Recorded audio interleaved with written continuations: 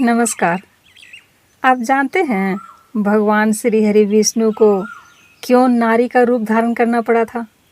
क्यों बनना पड़ा था मोहिनी उनको? आइए आज हम आपको वो रोचक कथा बताते हैं। विष्णु पुराण के अनुसार एक बार देवताओं और दैत्यों ने मिलकर सागर को मथने का निर्णय लिया था। मंथन हेतु स्वयं श्री नारायण ने कूर्मा अवतार लिया। कूर्मा अवतार यानी कछुआ।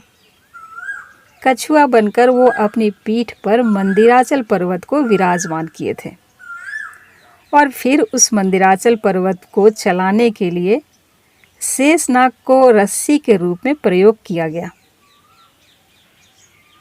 एक तरफ जहां नाग की पूंछ को खींचकर देवता अपना योगदान दिए, वहीं दूसरी ओर नाग के सिर की तरफ राक्षस थे।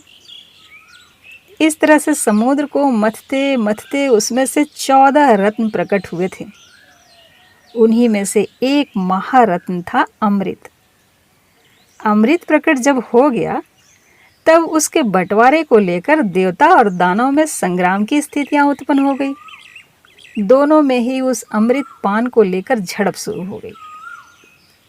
जब भगवान विष्णु ने ये देखा कि दोनों में संग्राम चल रहा है, तब उन्हें यह एहसास हुआ कि दानवों के पास अधिक शक्ति है, वो अधिक बलशाली हैं और यदि असुरों ने अमृत का पान कर लिया तो पृथ्वी पर आसुरी शक्तियों का प्रभाव बढ़ेगा और लोगों में त्राही मच जाएगी। इसी आसुरी शक्ति के प्रभाव को रोकने के लिए भगवान श्री हरि विष्णु को नारी अवतार यानी मोहिनी का रूप धारण करना पड़ा। भगवान श्री कृष्ण ने गीता में कहा भी है कि जब जब इस धरती पर अनाचार और असत्य बढ़ेगा, पाप बढ़ेगा, तब तब वे पाप और असत्य के विनाश हेतु खुद धरती पर आएंगे।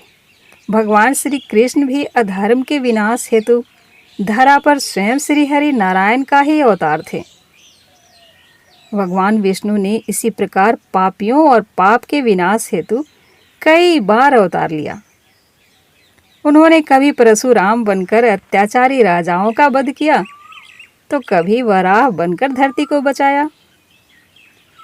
इन्हीं सभी अवतारों की कड़ी में एक अवतार की कथा ऐसी भी है जब उन्हें नारी का अवतार लेना पड़ा था। नारी अवतार में मोहिनी रूप धारण कर वे अमृत कलश को अपने पास ले लिए और फिर एक एक करके पंक्तियों में बैठाकर वे अमृत का पान कराने लगे। फैसला हुआ कि पहले देवताओं को अमृत पान कराऊं, फिर आप लोगों को भी कराऊंगा। राक्षस इसके लिए तैयार हो गए। जब भगवान श्री हरि विष्णु मोहिनी का रूप धारण किए देवताओं को अमृत पान करा रहे थे, तब एक राक्षस को आभास हो गया कि मोहिनी रूप को दिखाकर दैत्यों को छला जा रहा है। ऐसे में वह देवताओं का रूप धारण कर चुपके से सूर्य और चंद्रदेव के आगे आकर बैठ गया। जैसे ही उसे अमृत पान को मिला, सूर्य और चंद्र देवता ने उसे पहचान लिया और मोहिनी रूप धारण किए भगवान विष्णु को अवगत कराया। इससे पहले कि वह अमृत को अपने कंठ से नीचे उतारता, भगवान विष्णु ने अपने चक्र से उसका सिर धड़ से अलग कर दिया।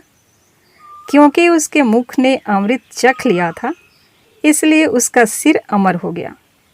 कथा बताती है कि ब्रह्मा जी ने सिर को एक सर्प के शरीर से जोड़ दिया। यह शरीर ही राहु कहलाया और उसके धड़ को सर्प के सिर से जोड़ दिया जो केतु कहलाया। अमृत पान के कारण उसके शरीर के दोनों भाग जीवित रहे और राहु और केतु के रूप में पहचाने गए। राक्षस के सिर वाला भाग राहु कहलाता है, जबकि धड़ वाला भाग केतु। तो ये थी भगवान श्री हरि विष्णु के मोहिनी अवतार की कथा। धन्यवाद।